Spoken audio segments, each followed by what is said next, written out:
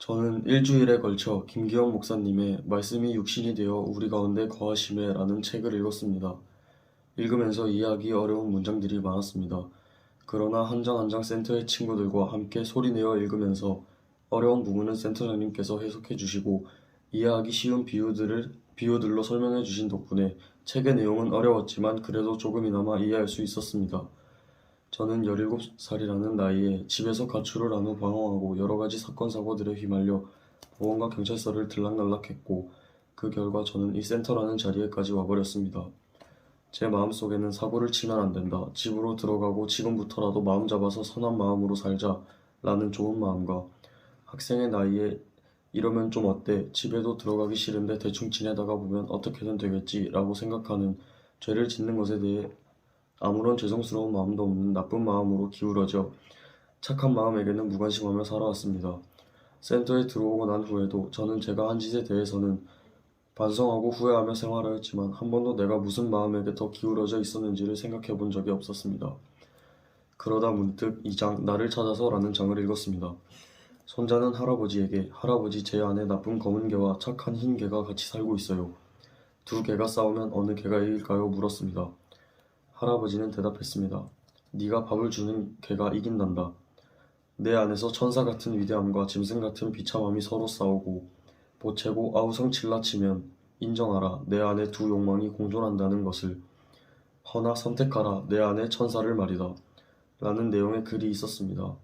그 글은 제가 방황하던 시기를 짚어주는 것 같아 더욱 와닿았습니다. 제가 어떤 개에게 밥을 주었고 어떤 개와 더불어 생활을 해왔는지를 얘기해 주시는 것 같아서 이 글에 관심을 가지게 되었습니다. 앞으로는 제가 어떤 개에게 밥을 주고 어떤 마음에 기울어져 어떤 삶을 살아갈 것인지에 대해 생각해 보게 되었습니다. 제 선택이 저를 이렇게 만들어버렸고 나쁜 개에게 밥을 주게 되어 가족의 곁에서 떠나 센터에 위탁되어 6개월을 살아가야 합니다. 하지만 저는 여기서 좌절하지 않고 6개월 동안 큰 결심을 얻고 나갈 것이며 지금부터라도 제가 선한 마음에 기울어져 살아간다면 언젠가 저는 크게 성공할 것이라고 믿고 노력하겠다고 다짐했습니다. 또 5장 죄를 넘어서 마지막 장에서 나는 죄인입니다. 나는 죄인입니다. 이것을 아는 것이 은혜다 라는 문장을 보고 그동안 나는 아무런 잘못이 없다. 나는 어쩔 수 없었다. 나는 결코 죄를 지은 적이 없다 라고 생각하고 제 자신을 세뇌시키던 제 잘못된 생각들이 떠올랐습니다. 자신이 죄인이라는 사실을 고백한다면 그것이 은혜라는 말이 제 자신을 속이지 않고 죄인이라는 것을 부정하지 않고 받아들이게 해주었습니다. 그리고 내가 죄인이라는 것을 남들에게 떳떳하게 얘기하진 못하지만 제 자신만큼은 속이지 않고 죄인이라는 것을 기억하고 제 자신에게 용서를 구하기로 마음먹었습니다. 지금껏 살아오면서 남들을 속이고 진심이 담기지 않은 위로를 하고 거짓된 속마음을 털어놓고 남들을 비롯해 제 자신까지 속이기 바빴습니다. 이제는 더 이상 남을 속이고 제 자신을 속이는 이런 나쁜 마음들을 버리고 남은 센터 생활을 비롯해 사회에 나가서도 평생을 반성하며 살아가고 싶습니다. 아무도 저를 지켜보고 있지 않아도 하나님이 저를 지켜봐 주신다고 생각하며 좌절하지 않고 남들에게 피해를 주지 않는 또 다른 제가 되고 싶습니다. 그리고 또 11장 사람을 찾아서 라는 글을 읽다가 사람으로 산다는 것은 개, 돼지와 다를 바 없어서 먹지 않으면 죽는다 라는 문장을 읽고 저에게 든 생각은 개, 돼지도 생각을 하며 살아갈 텐데 왜 인간이라는 존재만 서열이 높다고 생각하고 인간도 동물일 뿐인데 왜 선을 긋고 인간은 개, 돼지들과 다르다고 생각하는 것인가 라는 생각이 들었습니다. 그러나 그 다음 문장을 읽고 제가 생각한 모든 것들이 다 사라져 버렸습니다. 그 문장은 그러나 사람이 사람인 까닭은 개, 돼지와 달리 윤리가 있고 영혼이 있어서다 라는 문장이었습니다. 그리고 사람이란 무엇인가, 어떻게 살아야 사람답게 사는 걸까 라는 문장 또한 있었습니다.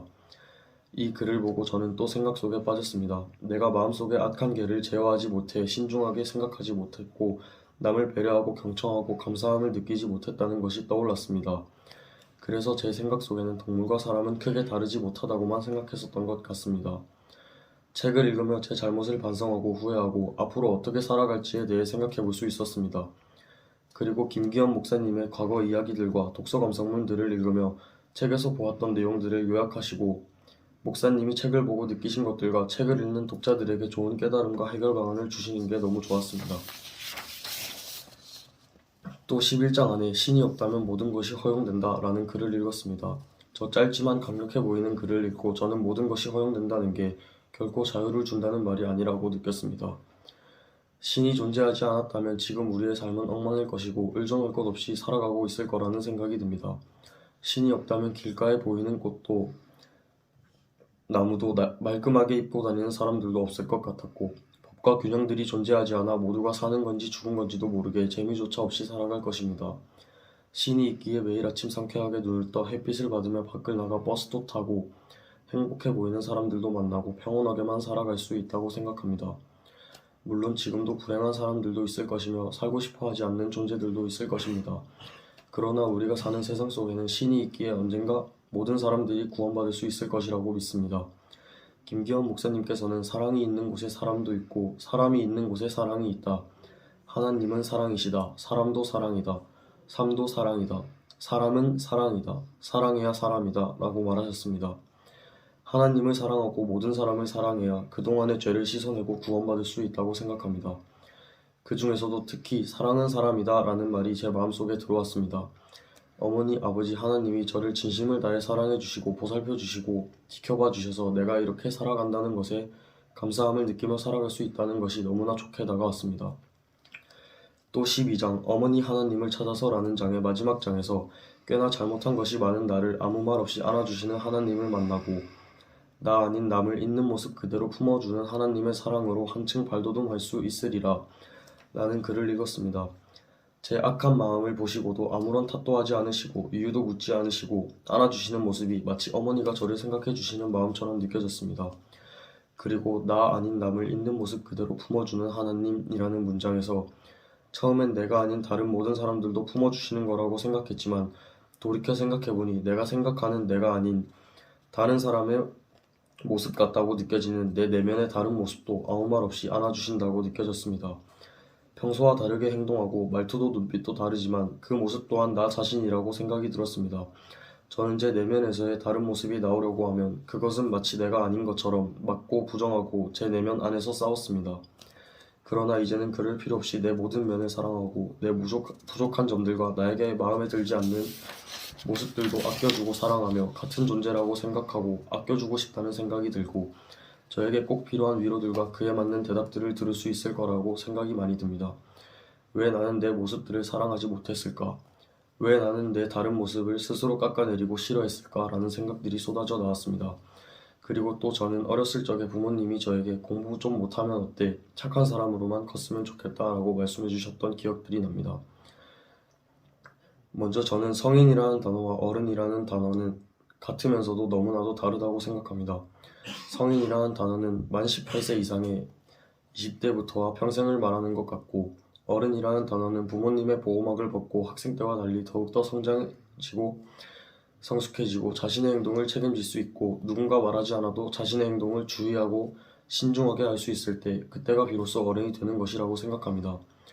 저는 가출을 한 후 학교에 다니지 않았고 아르바이트를 하며 월세를 내며 생활했습니다. 고작 직접 벌어서 직접 쓰는 것뿐인데 저는 어른이 되었다고 생각했습니다.